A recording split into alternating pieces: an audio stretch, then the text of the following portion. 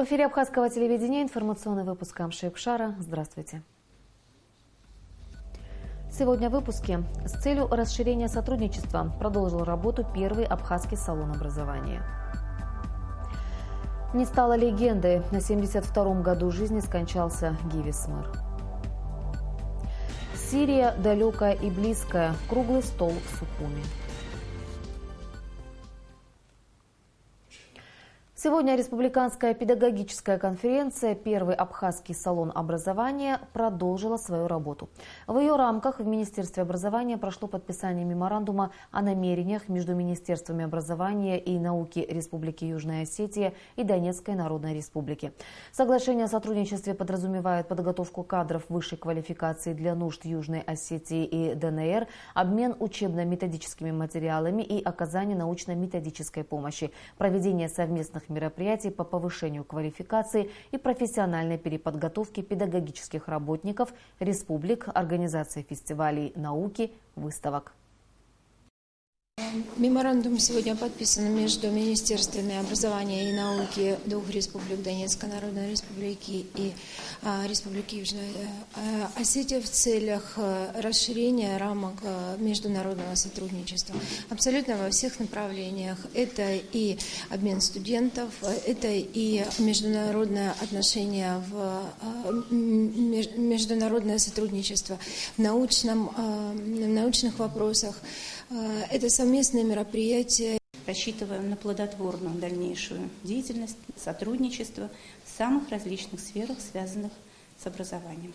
Как было уже отмечено, это и олимпиады, и конкурсы, обмен студентами, это, возможно, лекции, на которые мы будем присутствовать и в Донецке, и донецкие преподаватели у нас, проведение открытых уроков и всевозможные различные творческие конкурсы и мероприятия. О том, чем еще ознаменовался второй день педагогической конференции, в материале наших корреспондентов. Насыщенная программа второго дня первого абхазского салона образования началась с открытия выставки в актовом зале гостиницы «Интерсухум». В выставке участвуют представители всех стран-участниц первой в Абхазии подобного рода конференции.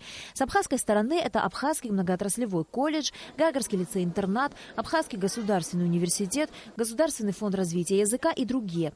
На выставке представлены различные экспонаты. Первый международный лагерь «Юный патриот», проходивший в Очамчире, где отдыхали дети из Южной Осетии и Карачаево-Черкесской республики, представил фотографии с незабываемого отдыха. Много экскурсий по Абхазии. Тарица, Сухум, прогулка по морю.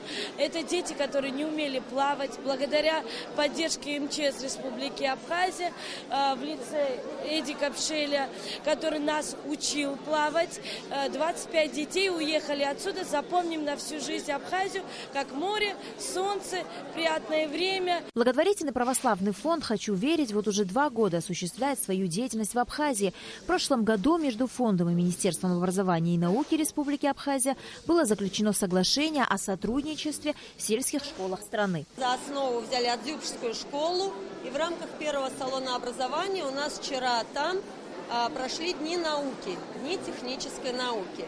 То есть мы избрали темы робототехнику, моделирование, конструирование, программирование.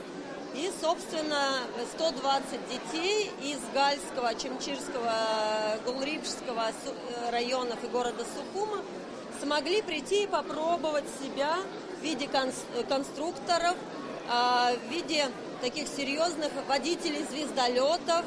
То есть мы все, что можно, собрали такого интересного детского и дали им попробовать, чтобы уже они думали о будущих профессиях, о том, какое вообще направление в развитии выбрать. Выставку посетил президент Республики Абхазия Рауль Хаджимба. Он ознакомился со всеми стендами и даже попробовал блюда, выставленные Сухумским многоотраслевым колледжем. А студенты Гагарского лицея-интерната продемонстрировали президенту чудеса современной техники. У них есть свои программы, есть дистанция на дистанцию. Если он видит препятствие, он не вылезает. Есть сумо. Если он видит врага, он как бы идет на него. Воспитанник Гагарского лицея-интерната Джения Давид увлекается иконописью. Несколько лет назад он ознакомился с этой техникой, и она ему пришлась по душе. Сегодня Давид продемонстрировал на выставке несколько своих работ, которые вызвали большой интерес. Это моя первая работа «Владимирская Божья Матерь». На одну работу у меня уходит около 3 месяцев. Пишу я их темперными красками по дереву и использую кисточки колонок. Все началось в Гаграх, был клуб детского творчества. И там на одном из собраний, мой брат туда ходил, на одном из собраний предложили учителя, кто будет заниматься. И вот мне понравилось, я и начал. Сотрудники Государственного фонда развития языка выставили на стенде учебные пособия по изучению абхазского языка для взрослых и детей от 2 лет. Рауль Хаджимба отметил важность работы Госфонда. Даже проблемы изучения абхазского языка, как сегодня это преподносится, я думаю, заслуживает уважения и поддержки государства. Я не сомневаюсь в том, что это получит дальнейшее развитие в образовательной системе, и государство должно поддерживать такие вот позиции Министерства образования. Участники конференции высказали слова благодарности за поддержку и выказали готовность к дальнейшему плодотворному сотрудничеству. Если говорить о впечатлениях от увиденного и от работы салона, здесь только я могу сказать слова восхищения и все только самое хорошее, потому что мы увидели достижения системы образования и науки. Мы сегодня увидели то, что может предложить образовательные организации разных направлений, разных профилей. Это достижение системы, и есть чему поучиться. Мы рассчитываем на долгосрочное сотрудничество, на международное сотрудничество на разных уровнях абсолютно. Далее Республиканская педагогическая конференция «Первый абхазский салон образования» продолжила свою работу в дискуссионных клубах по теме развития абхазского и русского языков. На Алакове Саида Гухава, Абхазское телевидение. Важность проведения образовательных салонов, в которых принимают участие представители других государств, отметил президент Республики Абхазия Рауль Хаджимба, принимая министра образования ДНР Ларису Полякову и министра просвещения ПМР Татьяну Цивинскую. Президент выразил надежду, что первый образовательный салон расширит горизонты сотрудничества министерств и республик в целом. И сам салон позволит еще больше раскрыть наши возможности и образовательный потенциал. Сегодня пришла печальная весть. После тяжелой болезни на 72-м году жизни скончался Гиви Смыр. Перестало биться сердце легендарного человека, большого патриота, верного сына своего отечества. Наверное, нет такого жителя Абхазии, кто бы не знал Гиви Шаловича Смыр, первооткрыватель Новоафонской пещеры, талантливый художник и скульптор, настоящий патриот, ветеран Отечественной войны народа Абхазии, герой Абхазии. Наш батальон всегда наращивался, и его много было. Много было достойных, много, которые погибли. Наш батальон был проповедником того, что все основное движение, все движение должно начаться с гор. Да, не надо себе губить в лобовую, где все работает у них, и артиллерия, и прочее, там вот на нижней части.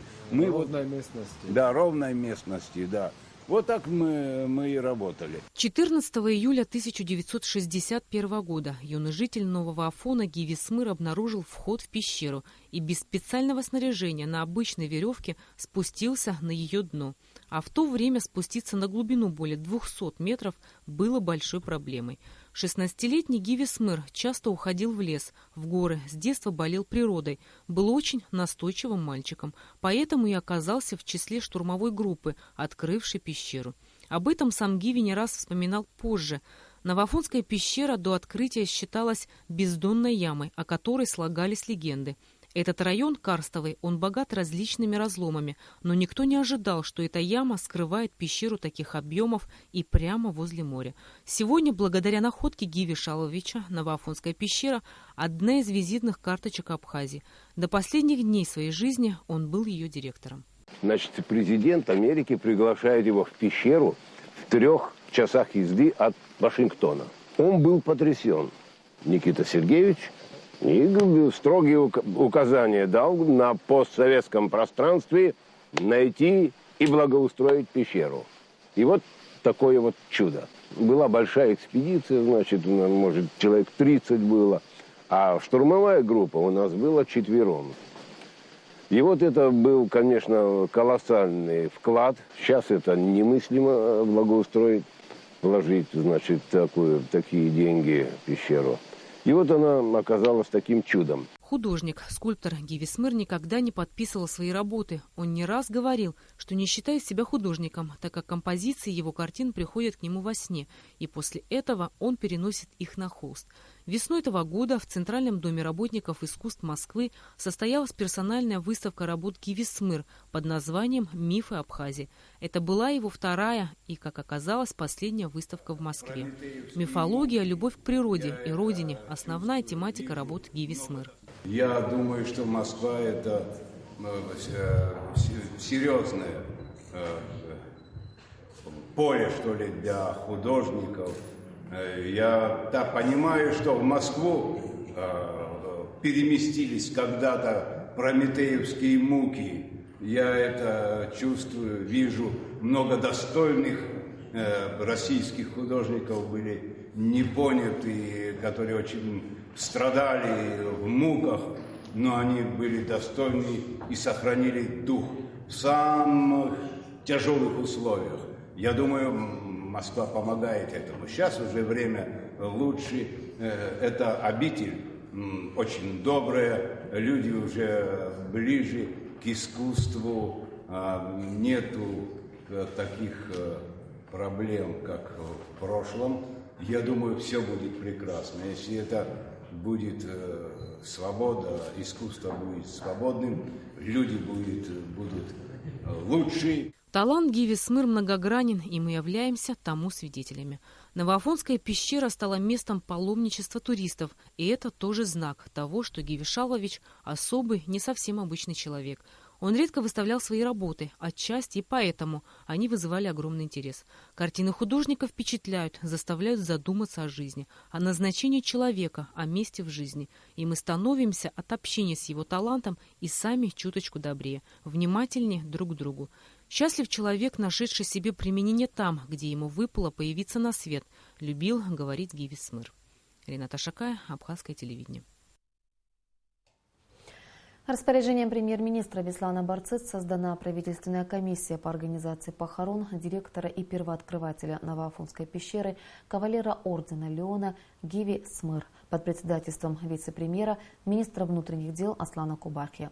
Траурный митинг пройдет в понедельник, 21 ноября, в фойе комплекса Новоафонская пещера. Начало митинга в 14 часов.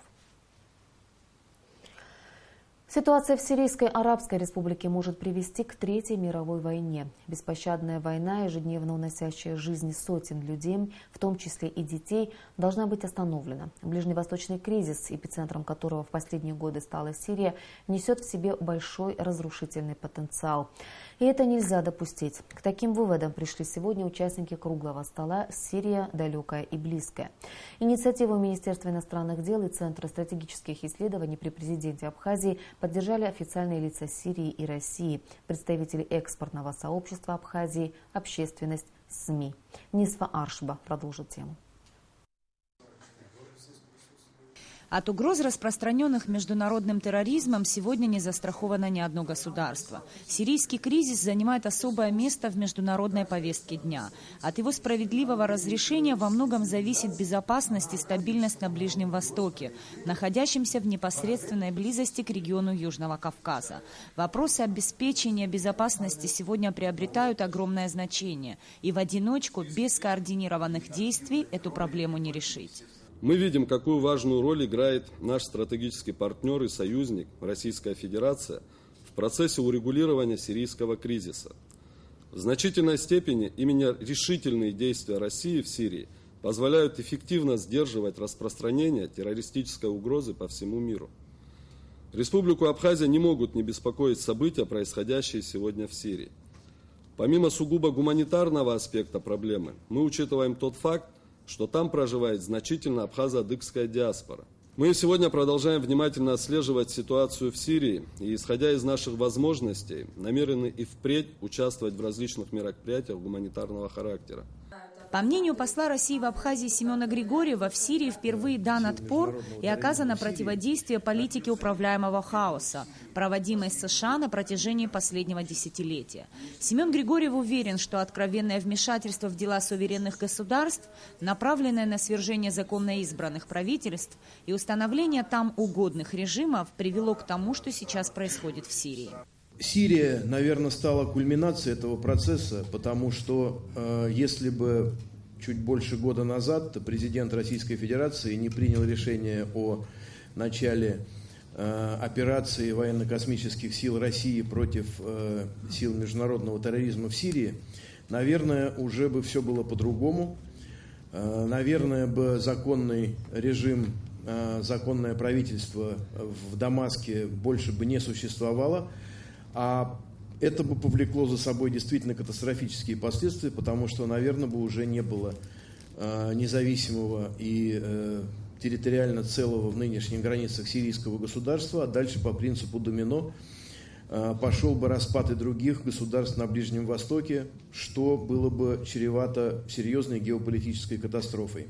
Руководитель Центра стратегических исследований Олег Доменя более категоричен в своих высказываниях. По его словам, война в Сирии может превратиться в Третью мировую, так как идет разрушение уклада жизни целых народов.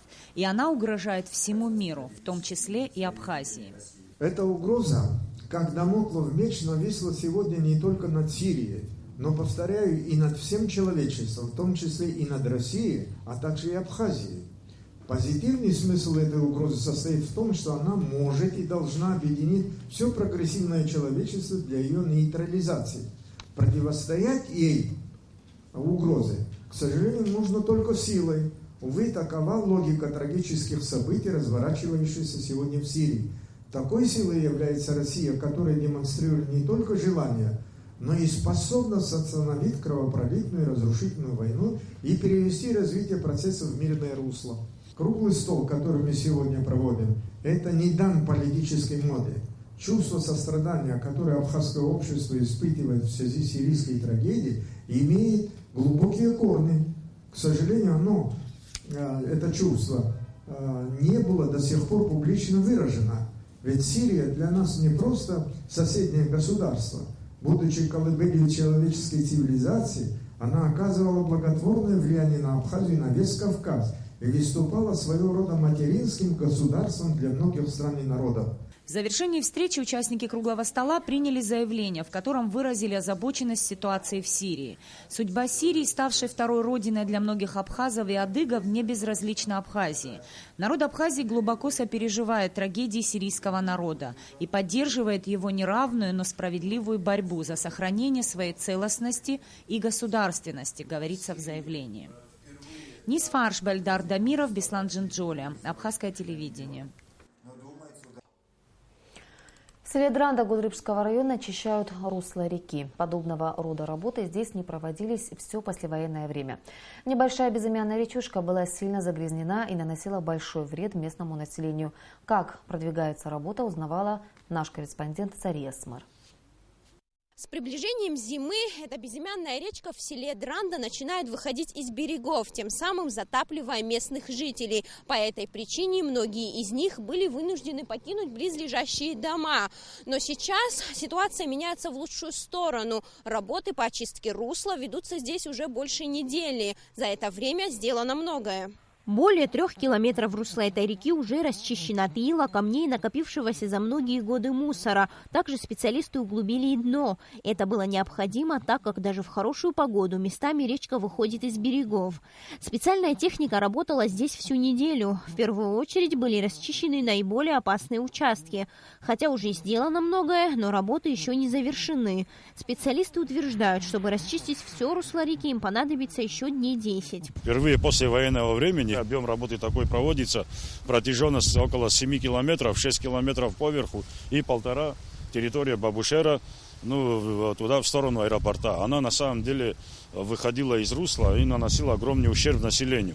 Работы в середине этапа, мы еще поверху реки будем идти на границу, мы как бы граничим с территорией Владимировки, Эстонки, там тоже проводится работа, и там стоит такая же техника. Казалось бы, эта небольшая речушка, которую в народе называют безымянной, не может нанести какого-либо вреда населению, но во время сильных дождей она часто проявляет свой буйный нрав.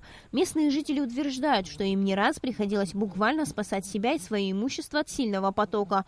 Порой вода в домах поднималась на метр, но с проведением очистительных работ жители надеются, что смогут хотя бы на какое-то время забыть о проблеме. Как начинались сильные дожди, тогда выходила и река местами, выходила эта вода с горных ущелий ближайших гор, на селение и так далее.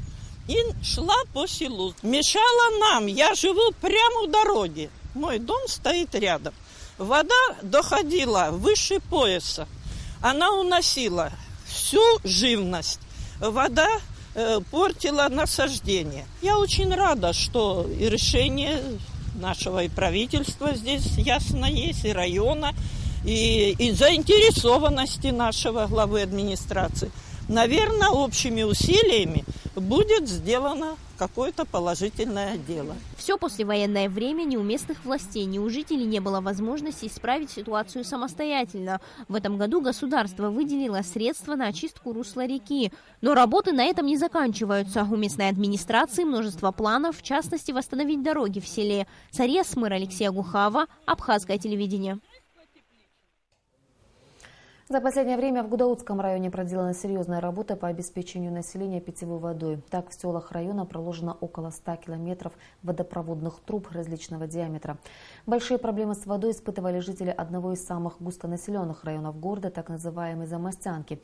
Эти проблемы будут решены после прокладки нового водопровода протяженностью в 6000 метров. Несмотря на сложный рельеф и непогоду, здесь идут масштабные работы, по завершении которых жители этого района круглосуточно будут обеспечены водой.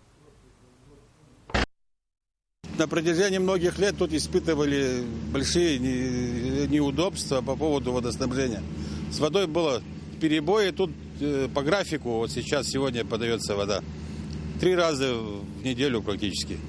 Сейчас ведутся работы, все профинансировано, есть хорошо обеспеченная строительная компания, которая ведет эти работы. Неделя как работают. Общая протяженность этой сети будет около 6000 метров. По завершению этих работ мы надеемся на то, что вода, которая сейчас в резервуар попадает из Апстинского водозабора, достаточно будет для того, чтобы круглые сутки бесперебойно подавать воду этому району. В рамках российской инвестиционной программы на мосту через реку Мук Ачимчирского района устанавливаются новые металлические ограждения. Работы длятся уже около 2 недель. Основная их часть завершена. Для проведения работ была привлечена необходимая техника. По словам специалистов, в первую очередь был проведен демонтаж старых ограждений. Работы проводит ДРСУ-4 Ачимчирского района. В течение 10 дней новые ограждения будут готовы. Демонтаж старого нам труднее стало разбирать, чем новый ставить. Сильно были забиты железобетонные эти сваи и металлические связки. Их пришлось болгаркой резать. И вытаскивать тоже технику пришлось нам попросить другую тяжелую технику. Работаем мне где-то 15 дней рабочих календарных дней. Я не включаю, конечно, это дождливые погоды, непогоды, когда мы не работали. Выполняется, нормально идет работа.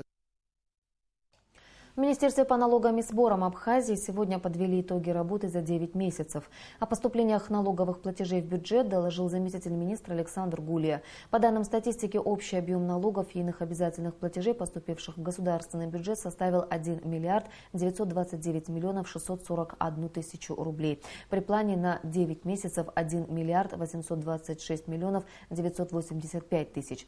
Выполнение плана составило 106%. Были приведены данные задолженности задолженности по налоговым платежам. Их сумма на 1 октября составила 364 миллиона 830 тысяч 400 рублей.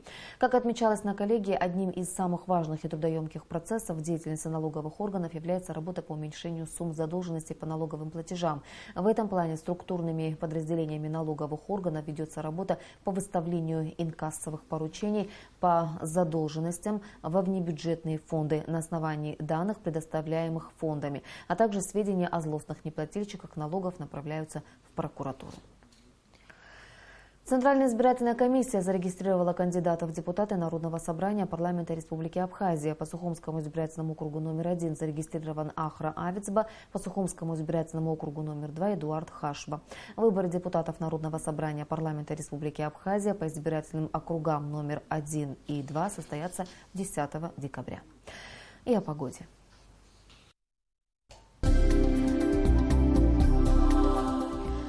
По сообщению гидрометеослужбы, в выходные дни в Абхазии ожидается преимущественно ясная, прохладная погода. Температура воздуха ночью плюс 7-9, днем плюс 15-17 градусов.